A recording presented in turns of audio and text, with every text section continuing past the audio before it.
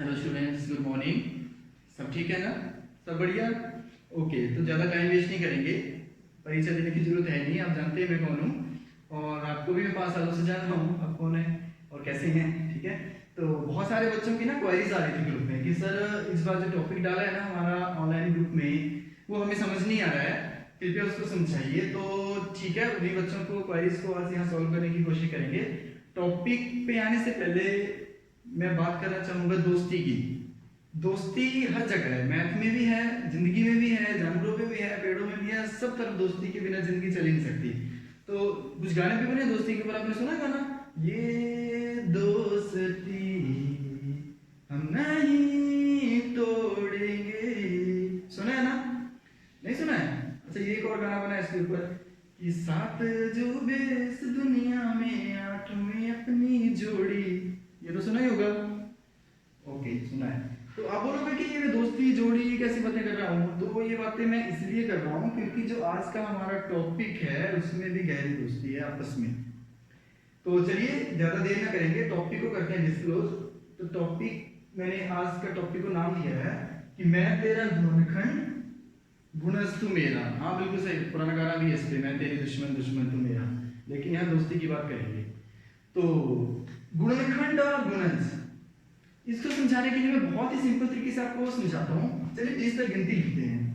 1 2 3 4 5 6 7 8 9 10 11 12 13 14 15 16 17 18 19 20। और मान लो कोई बच्चा 2 पे खड़ा है और उसको मैं बोलूंगा कि 2 कदम आगे चल, तो कैसे चलेगा वो? 1 2 1 2 1 2 1 2 1 2, इन संख्याओं पे पहुंचता चलेगा ना। तो कौन सी संख्या पे आ गया वो?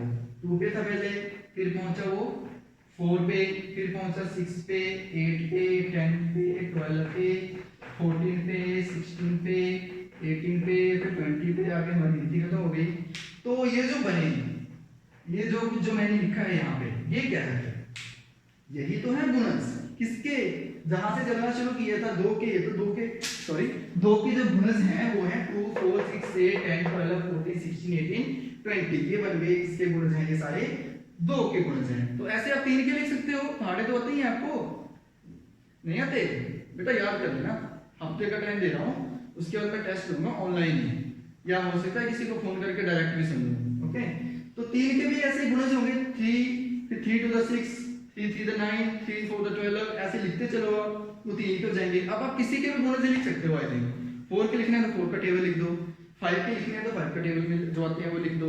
ठीक है, तो यहाँ हमारे खत्म होंगे क्योंकि हमारी गिनती खत्म होगी। आगे गिनती होती तो हम आगे और लिखते हैं। तो मतलब गुणज तो खत्म नहीं होते किसी संख्या की, इसको आप मल्टीप्लाई करते चलो या उसी में 2 2 ऐड करते चलो। जिसकी आप लिख रहे हो, यहाँ 2 के लिख रहे हैं तो हम 2 2 ऐड करते चलेंगे, 3 के लिख रहे हो तो 3 3 ऐड करते चलेंगे। ठीक है, तो गुणज कितने भी हो सकते हैं। तो गुणज अच्छे से समझ आ गया?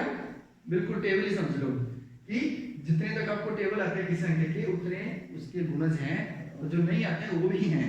ठीक है, तो अब बात आती है कि फिर गुणनखंड क्या है और ये गुणन से कैसे रिलेटेड है। हमने शुरू में दोस्ती की बात की थी, तो दोनों में दोस्ती कैसे है। ओके, चलिए गुणनखंड समझते हैं अभी। तो जो गुणनखंड है बेटा, गुणनखंड एक ऐसी संख्या होती है जो किसी संख्या को पूरा पूरा डिवाइड कर देती है, मतलब शेष नहीं बचता।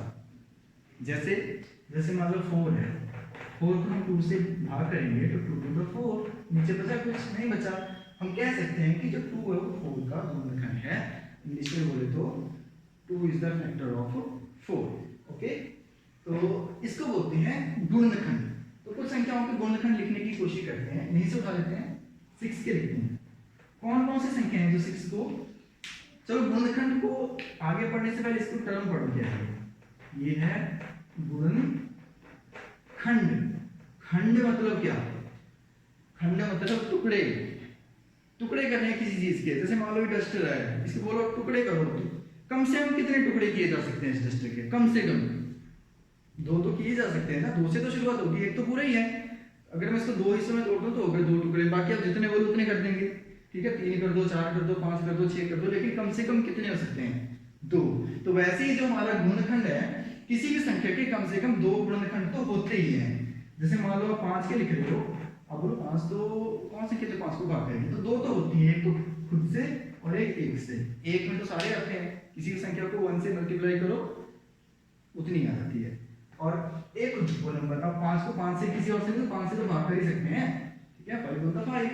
तो 2 तो गुणनखंड हर संख्या के होते ही हैं, ये तो आएंगे पक्का। उसके बाद डिपेंड करता है कि आप संख्या कौन सी ले रहे हो, उसके अनुसार गुणनखंड बढ़ते जाते हैं। जैसे हम बात कर रहे थे 6 की, तो 6 में क्या हो जाएंगे, एक तो मैंने बोला 1 और 6 तो हो गए, चलो 1 लिख लिया हमने। 1 के बाद कौन सा संख्या जो 6 को पूरा भाग करेगी, किसके टेबल में 6 आता है, 2 क्या आता है, 2 3 6 बिल्कुल आता है, 2 हो गई।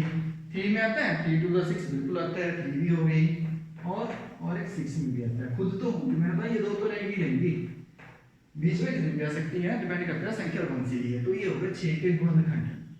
ओके, तो अब ये आपस में कनेक्टेड कैसे हैं, इनमें दोस्ती कैसे है, तो दोस्ती ऐसी है कि एक के बिना दूसरी नहीं हो सकती और दूसरी के बिना पहली नहीं हो सकती। कैसे, अभी बताता हूं। जैसे मान लो लिख रहे हैं हम 8, 2 4 8 होते हैं, और क्या होता है 4 2 8 होते हैं, और 1 8 8 होते हैं, बिल्कुल होते हैं। आगे पीछे आप लिख सकते हो, कोई दिक्कत नहीं है। तो आप देखोगे कि जो 8 है ये 2 संख्याओं को मल्टीप्लाई करके बन रहा है, तो जो 2 इसको मल्टीप्लाई कर रही है, 8 क्या है इसमें, 8 है गुणज किसका, 2 का भी हो सकता है, 4 का भी हो सकता है, इन दोनों का गुणज में 8 आएगा ही आएगा। तो ये जो 2 संख्याएं हैं ये है गुणनखंड, गुणनखंड को मल्टीप्लाई किया तो बन गया गुणज।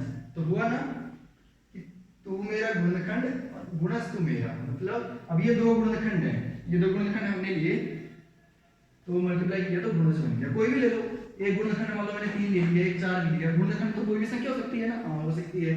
3 और 4 लिया, मल्टीप्लाई करके आ गया 12, तो गुणनखंड को मल्टीप्लाई किया तो गुणज बन गया, ठीक है। तो किसी भी संख्या में मतलब गुणनखंड और गुणज आपस में गहरी दोस्ती है, तभी मैंने शुरू में आपको दोस्ती की बात की थी। चलिए अब गुणज तो आपको मुझे लगता है बिल्कुल समझ आ गया, गुणनखंड में थोड़ी दिक्कत हो सकती है, तो गुणनखंड को और इजी करते हैं। मान लो हमने लिखना है गुणनखंड की संख्या का, मान लो बड़ी संख्या लिखनी है कोई 18, जी हाँ 18 का लिखना है, तो 2 तो आप बता ही दोगे कौन कौन से हैं, बिल्कुल सही, 1 और 18 वो तो रहेंगे, एक खुद वो संख्या और एक तो सबका ही है, ठीक है, जिसका कोई ना हो उसका एक नहीं, उसका भगवान होता है। ओके, तो चलिए शुरू करते हैं। 18 किस किस के पहाड़ी में आता है, लिखते चलिए। एक तो 1 के पहाड़ी में आता है, 1 18 को गुणा किया तो 18, और किसी के पहाड़ी में आता है 18, 2 के आता है, बिल्कुल आता है, 2 नया 18, 2 9 का 18, और किसी के पहाड़ी में आता है 18, जी हाँ 3 के भी आता है, 3 6 का 18, 3 6 के 18, और 6 के भी आता है, 6 3 का 18। तो जहां एक जैसे आ गया, जैसे यहाँ 3 6, यहाँ भी 3 6, वहां कुछ हो, उसके आगे नहीं जाना आपने। तो मैंने आपको कहा था ये इधर वाले गुणनखंड होते हैं, ये भी गुणनखंड है, ये भी है, ये भी है, ये भी है, ये भी है, तो 18 के इतने सारे गुणनखंड हैं, लेकिन हमने एक को एक ही बार लिखना है। जैसे पहले 1 लिख लिया, 2 लिख लो, 3 लिख लो, 6 लिख लो, और छोटा तो नहीं कोई, 3 यहाँ लिख लिया है, 6 भी लिख लिया है, 9 नहीं लिखा है, 9 लिख लो, और 18, ये और ये तो होते ही हैं, बीच में ये और हाँ, तो ये हो गया सारे 18 के गुणनखंड। क्या हो गया 18 के गुणनखंड, और इन किन्हीं भी 2 गुणनखंड को गुणा करो तो गुणज बन जाएगा। गुणज तो हर संख्या का होता है, 2 का भी होता है, जैसे मान लो 2 का गुणज लिखना है, कोई भी लिख लो, 2 4 2 2 4 2 3 6, कुछ भी हो सकता है। तो इस तरह से आप गुणनखंड लिखेंगे। बस ये पता, गुणनखंड का मतलब कि वो टुकड़ा जो उसको पूरा पूरा भाग करेगा, किसी का टुकड़ा मतलब, अब ये 10 इसके 3 टुकड़े करो तो एक टुकड़ा उठा लो, वो इसका टुकड़ा था ना, बिल्कुल था। अब हम टुकड़े कर रहे हैं ना संख्याओं के, अब जैसे मान लो मैंने यहाँ छोटा लिखता हूँ, 6 लिखता हूँ, 6 के क्या क्या टुकड़े हैं जिसको पूरा पूरा भाग कर देंगे, जो इसी से बने हैं, 1 है, हाँ 2 भी है, 2 3 6 होते हैं, 3 है, हाँ बिल्कुल 3 2 6 होते हैं, और एक 6 तो होगा ही, ठीक है। ऐसे नहीं समझ आ रहा, किसी को पहाड़ी नहीं आता तो और सिंपल तरीका है किसी संख्या का पता करने का कि वो उसका गुणनखंड है कि नहीं है। जैसे मान लो मैंने पता करना है कि ये जो 4 है ना, ये जो है वो 7 का गुणनखंड है कि नहीं है, 7 का, तो आप क्या करो, जो 4 कुछ है ना, 4 4 लाइनें बनाते चलो, पर 7 का कुछ है ना, तो 7 तक ही जाना है। कितनी बॉल्स होगी, 1 2 3 4 5 6 7 पूरी होगी, लेकिन इसको 4 मिले, इसको बेचारे को 3 मिले, तो ये बराबर टुकड़े थोड़ी ना हो, तो ये नहीं है, बचना नहीं चाहिए ना कुछ भी, यहाँ 3 बॉल्स बच गई 4 देने के बाद, तो इसका गुणनखंड नहीं है, ऐसे भी पता लगा सकते हैं। 5 का अगर मैं यहाँ पे 4 को पूछता कि वो 8 का है कि नहीं है, तो 4 इसको देती 4 इसको चली जाती, बन जाता, दोनों को 4 चलने लगे, तो इसका गुणनखंड था। या पहाड़े याद है तो फिर पहाड़ों से पता कर दो, वैसे पहाड़े तो याद कर ही लो आप लोग, ठीक है। तो हो गया ना कि मैं तेरा गुणनखंड गुणस्तु मेरा, ठीक है। तो आई होप आपको ये अच्छे से क्लियर हो गया होगा कि अब गुणनखंड क्या है। गुणनखंड मतलब छोटे टुकड़े, गुणनखंड हमेशा छोटा ही होगा और जो गुणज होगा उनका वो हमेशा बड़ा ही होगा। तो इसी मैसेज के साथ आज मैं वीडियो का एंड कर रहा हूँ कि जब भी बाहर जाएं मास्क लगा के जाएं, बाहर से आएं सैनिटाइजर से हाथ धोएं, खुद को सुरक्षित रखें, घर वालों को सुरक्षित रखें, ठीक है। और एक चीज़ और, मैं ये वीडियो यूट्यूब पे डाल रहा हूँ और उसका लिंक मैं आपको ग्रुप में भेज दूंगा, तो आप चैनल को सब्सक्राइब भी कर लें और ताकि मैं और भी वीडियो जब डालूँ तो आप तक पहुँच सकें, ठीक है। और इसका उन बच्चों को ज़्यादा फायदा होगा जो आजकल ट्यूशन नहीं जा पा रहे हैं, स्कूल नहीं जा पा रहे हैं, तो इसी तरह से हमारी पढ़ाई अब चलती रहेगी, ठीक है। तो ज़्यादा से ज़्यादा वीडियो को शेयर भी करें और कमेंट बॉक्स में जरूर लिखें कि आपको कौन सी चीज़ समझ नहीं आएगी, वो दोबारा समझाई जाएगी। Okay, thank you so much.